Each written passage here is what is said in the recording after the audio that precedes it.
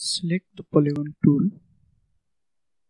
Make sure you have selected the polygon. Let me draw a triangle here. Okay, I need to delete it. Let me delete this. Select the polygon tool.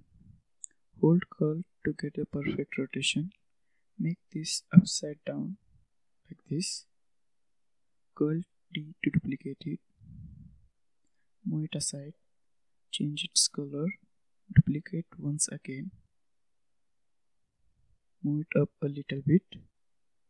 It will not show up properly. Go to View, Custom, and select Snap to Path Intersections. Change its color. Select green and red triangle. Go to Path Division. Now this has divided the triangle. Change the color. Select the small and yellow triangle.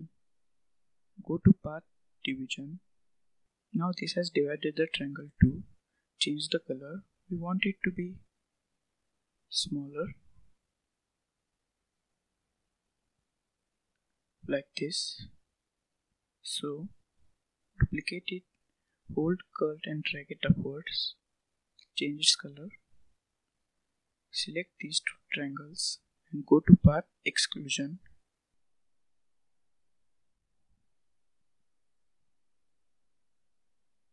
So we have got three different parts. Here's our logo, very simply created.